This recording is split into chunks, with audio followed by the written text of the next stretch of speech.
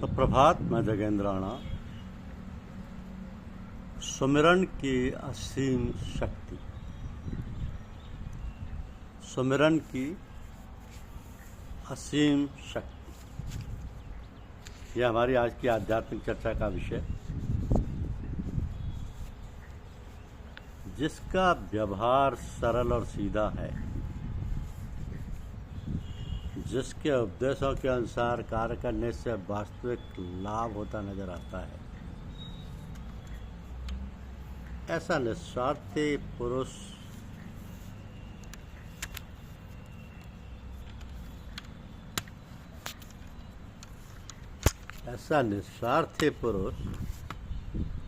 के बतलाए हुए मार्ग से चलन में कोई बाधा नहीं है। यूँ कहें कि मार्ग में चलने से कोई बाधा नहीं। धन, स्त्री, मंत्र, यंत्र, भूत, प्रेत और चमत्कार आदि की बातें करने, चाहने, समझाने और प्रचार करने वाले पुरुषों से दूर रहना अच्छा है। परंतु किसी अच्छे पुरुष को पाकर उसके बतलाए हुए साधना को छोड़ना भी नहीं चाहिए, जहाँ तक उसमें कोई भारी दोष ना दिखे। वहाँ तक उस पर संदेह ना करके साधना में लगे रहना चाहिए।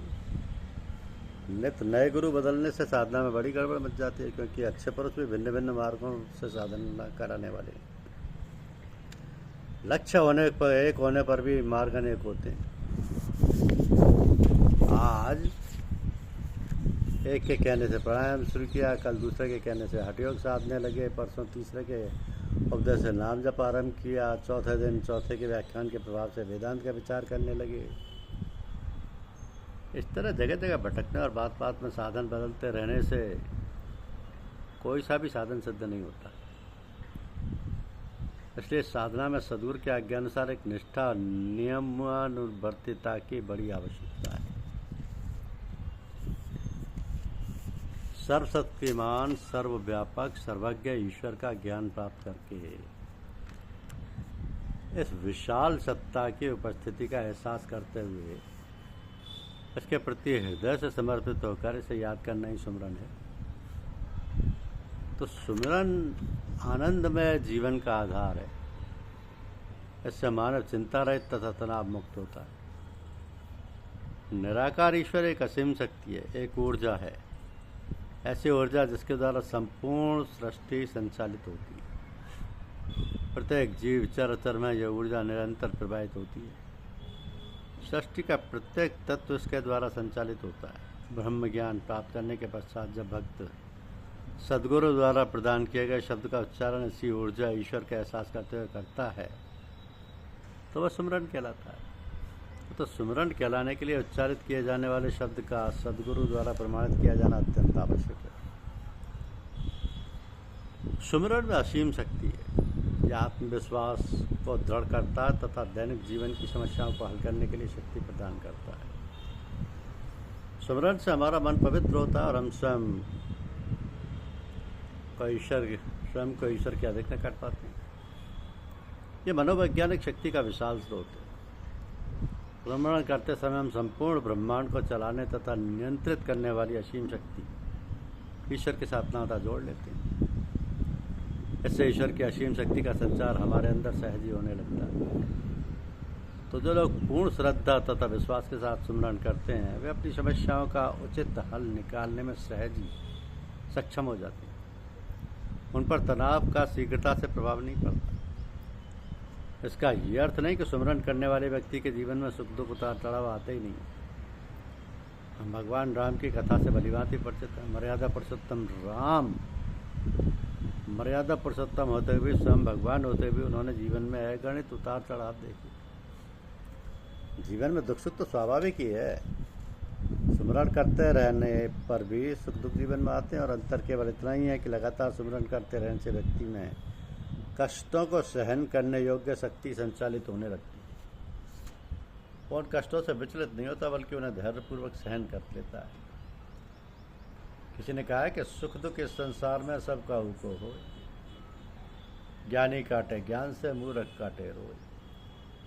तो जिस प्रकार कार में बैठकर यात्रा करते समय झटके लगना तो स्वाभाविक ही है, परंतु कार में लगे शॉक एब्जॉर्बर सवारी को झटके लगने के बावजूद उसका अनुभव नहीं होने देते। इसी प्रकार लगातार सुमिरन करने वाले व्यक्ति को सुख दुख आते हुए भी विचलित नहीं कर पाते। तो सुमिरन का केवल व्यक्ति विशेष पर ही असर नहीं होता, बल्कि इससे व्यक्ति के चारों ओर का वातावरण भी प्रभावित होता है। लगातार सुमिरन करने वाले व्यक्ति में से शांति, सद्भाव तथा संतोष की किरणें प्रवाहित होकर वातावरण को पवित्र कर देती हैं।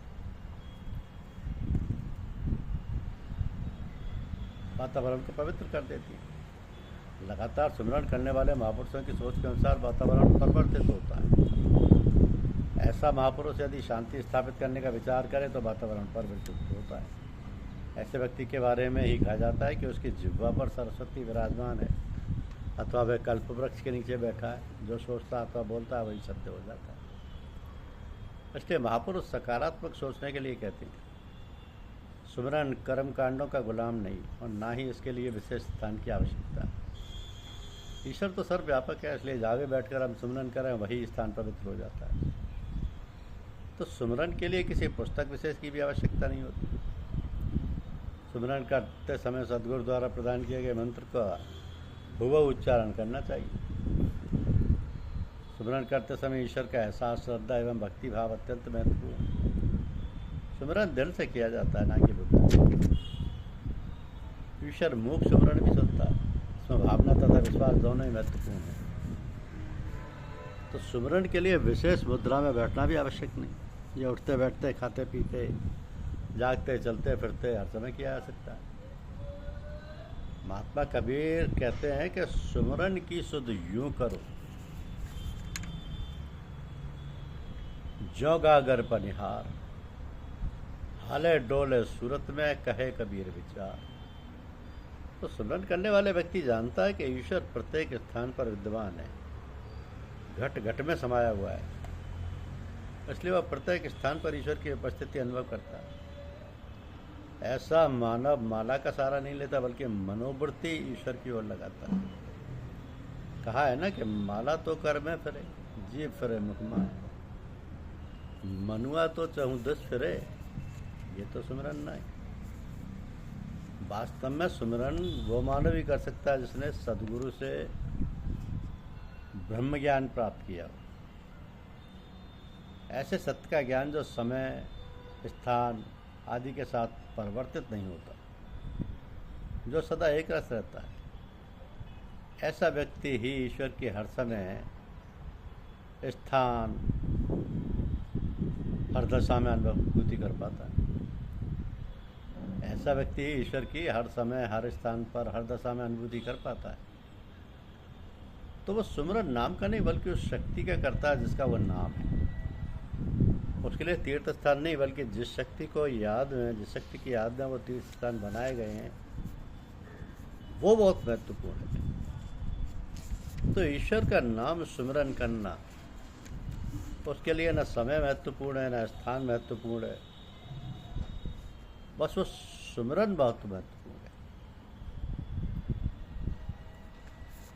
स्मरण महत्वपूर्ण है, क्योंकि ईश्वर की याद बनाए रखना, हर सांस में ईश्वर को याद करना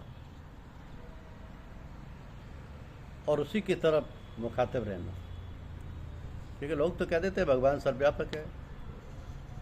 सर्वव्यापक तो है, मगर हम उसको कहाँ मानते हैं? दिखाई नहीं देता, सुनता नहीं, लेकिन सुमिरन करेंगे तब ना। वो सबकी तरफ निगाह दौड़ाता है, सबकी मदद करता है। जो रहीम दीन ही लखे दीनबंधु संबोध, सबका ख्याल रखता है। तो सुमिरन वास्तव में बहुत शक्तिशाली होता है। सुमिरन में असीम शक्ति है। वो आत्मविश्वास को दृढ़ करता है तथा दैनिक जीवन की समस्याओं को हल करने में शक्ति प्रदान करता है। निराकार ईश्वर एक असीम शक्ति है, एक ऊर्जा है। तो सर्वशक्तिमान, सर्वव्यापक, सर्वज्ञ ईश्वर का ज्ञान प्राप्त करके इस विशाल सत्ता की उपस्थिति का एहसास करना चाहिए। सुमिरन आनंदमय जीवन का आधार है। इससे मानव चिंता रहित तथा तनाव मुक्त रहता है।